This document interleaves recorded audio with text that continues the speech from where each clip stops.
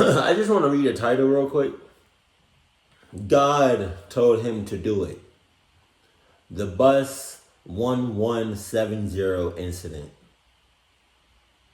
My ass, God told you to do it. My ass, God told you to do it.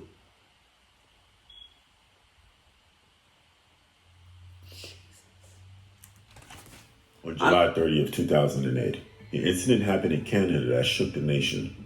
One doctor found it excusable, and you'll find out why at the end of this video. It was something so disturbing that witnesses felt sick due to the graphic nature.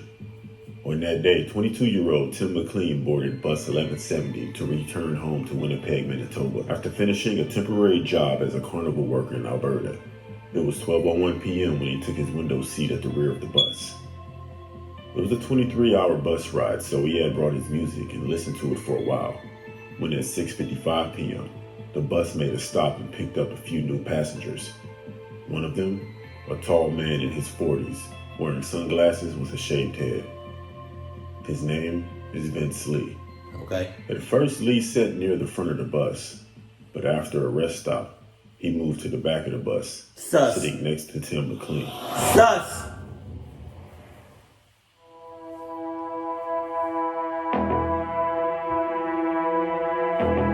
Hella sus. Let me be on the bus like that? I've had my fair share of public buses. Let me be in the back seat or in the front seat or whatever. And there's hella spaces on the bus. And you go from the front to the back to sit next to me? My nigga, what? Get the hell up. Either you get up or I get up. And I'm off this bus. Because why the hell would you sit next to me? That's the most sussest shit I have ever seen. Gay files.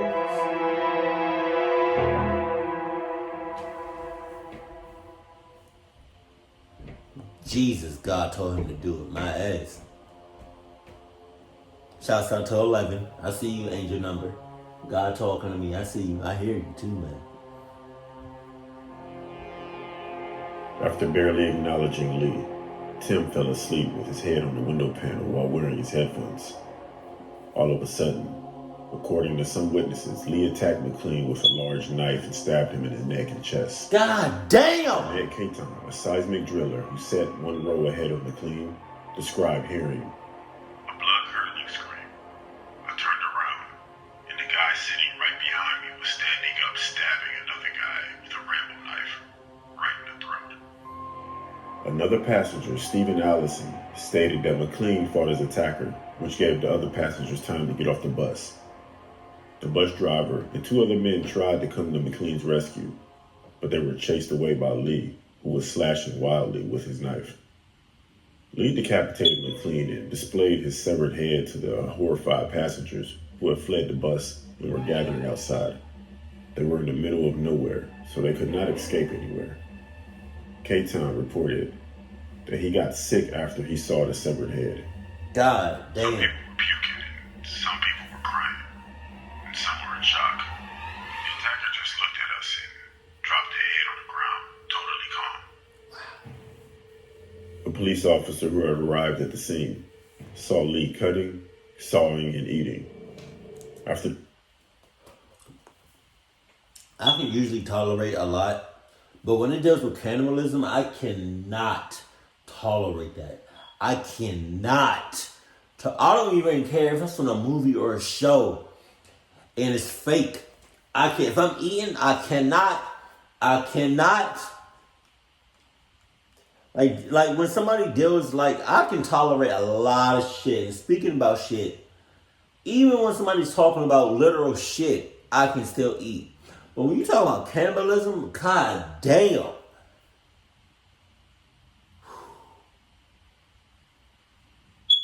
What? I was about to say something else. I forgot. That's gonna come back to me. Bus driver's failed intervention. Lee had gone back to the body and continued to eat. Oh my God. What is even more surprising than the gruesome attack on McLean is the fact that police officers who had arrived at the scene did not do anything. They did not stop Lee. Oh, They that's what I allowed was gonna him to say. continue to desecrate Tim. Relax. That's what I was gonna say. Earlier, like a couple minutes ago, or whatever, he said that some of the passengers, including the bus driver, was heading towards, to stop old dude from like slashing and all that, right? But they couldn't really do anything because old dude, he was just going crazy with the knife, right? I promise you, I lie to you not on mothers. If I was on that bus, I'm haul ass and I'm not helping nobody. I'm not helping nobody. I'm not. Cause you moving towards somebody that's slashing, going crazy, just wailing with a knife, it's just as bad as somebody like having a gun and just doing shit with it. Like the chances of you getting clucked up even the slightest bit as somebody trying to help somebody like with the knife is pretty high. It's pretty huge. And you talking about something, let me go haul ass straight to the clip, talking about something.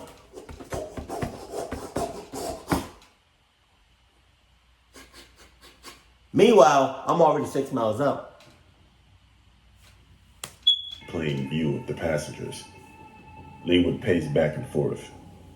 He had body parts in his pockets and would hold them up for everyone to see. In his pockets? The bus driver had engaged the emergency mobilizer system to render the vehicle inoperable because Lee had tried to escape by driving the bus. So the bus had transformed itself into what could be called a theater, where the spectators outside could not help but view and, in a way, participate in the gruesome play. Jesus. It was as if they were spectators to the street show. In this case, the spectators were puking, fainting, and crying. Some of the male passengers were growing very upset over the inaction of the police and wanted to go in themselves to put a stop to the ongoing horror. My ass. But they were ordered to stay out of it. In fact, the Royal Canadian Mounted Police had received a report of a stabbing on a bus at 8:30 p.m. They arrived to find the bus driver and a truck driver armed with a crowbar and a hammer, trying to prevent Lee from escaping. By 9 p.m., the police summoned special negotiators and a heavily armed tactical unit. Lee was dangerous, but he only had a knife, and the cops had guns and outnumbered him. They stayed there and did nothing while Lee was eating and pacing around the bus. They started bringing the stranded passengers to the police department to be interviewed. The suspect declared that, "I have to stay on the bus forever." The police didn't seem to be in a hurry to stop the carnage. Some of the passengers were growing more and more upset. By 1:30 a.m., the suspect tried to break a window to escape. They shot him with a taser twice and handcuffed him and put him in the back of a police car. Vince Lee was obviously mentally ill and was under the impression during the attack that he was chosen by God to save people from an alien. He had been hearing voices for a while and was obviously not sane enough to realize that he had schizophrenia. He immigrated to Canada in June 2001. Hey, just like okay, so I can pretty much guarantee they're not gonna make a bus ever again named 1170. Just like with the show Manifest, what is it called? Flight 280 or something like that. I don't know if there was ever a flight that was 280 before. That was weird. Before the show. But after the show, if I had anything to do about it or say about it, I'm not making the airplane that's number 280 or whatever that the number flight was on Manifest. He worked menial jobs and he worked at a church to support his wife. The pastor had no complaints against Lee except the language barrier. He didn't show anger issues, but he was apparently hospitalized in 2004 after problems with the police. He worked as a forklift operator, and his wife was a waitress, and he showed no signs of trouble before he quit in 2005. He also worked at Walmart and was a newspaper delivery man in 2006. Walmart? 4 weeks before the murder, he was fired from Walmart for problems with other employees. Honestly, a storm was brewing in his mind. He said he had to go to Winnipeg for a job interview, and you already know what happened after that. But right before the murder, he boarded a Greyhound bus for Winnipeg on July 28th. On July 29th, he got off the bus in Erickson with 3 pieces of luggage and spent the night on a bench.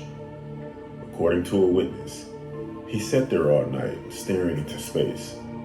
On July 30th, he sold his new computer to a teenager for $60. It was seized by the police, and the boy received a new one for his honesty. Lee finally boarded the bus going to Winnipeg that was carrying McLean just before 6 p.m.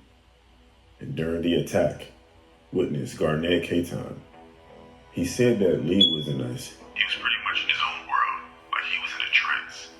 He didn't show any emotion, not rage, but more like a robot. When Lee appeared on charges of second-degree murder, the only words he uttered were a plea for someone to kill him. Because he was diagnosed with schizophrenia, Lee was found not criminally responsible.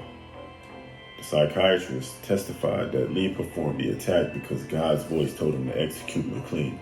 He was sent to the Selkirk Mental Health Center. He had not fully emerged from the psychotic phase at the time, but he was starting to realize what he had done.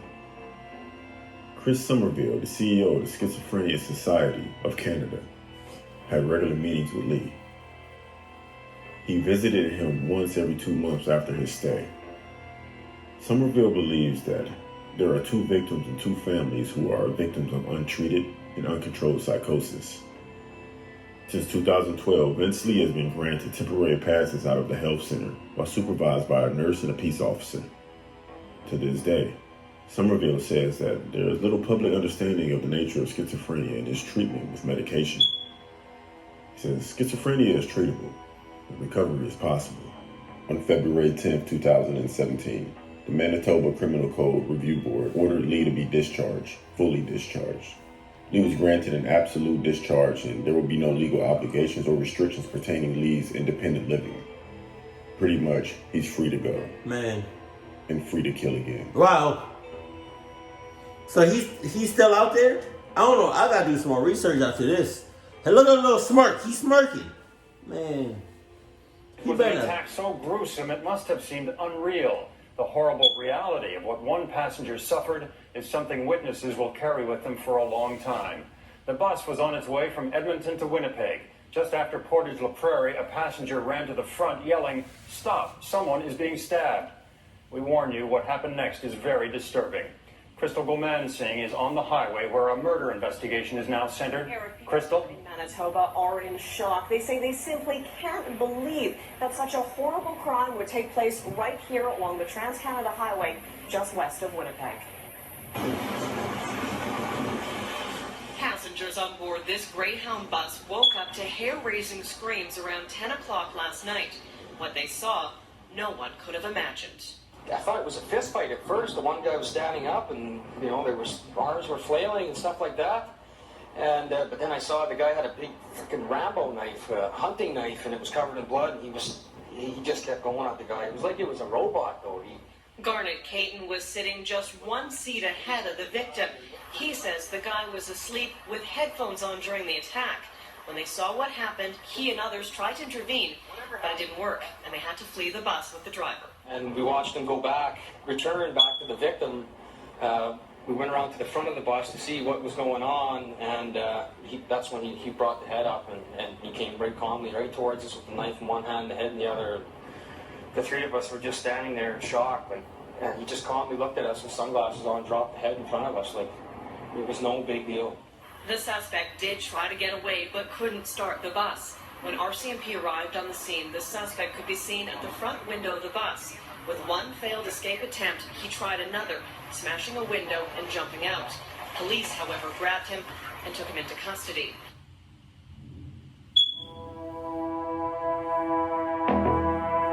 So the real question is he still out there? Daniel Fires. Is he still out there? Because if he's still out there, what the hell are we doing? He out there clucking shit up. I hope he's either locked up or he dead. Cause that's ridiculous. Why would you let somebody like that go? Why? Why, Gator? Come. Yeah, I'm gonna definitely do my research, and if he's still out there, I'm gonna need y'all to keep both eyes open, keep your guard up, stay sharp, and just live your life, but on eggshells. Keep it cool, keep it classy, and I love you. Stay happy, my family.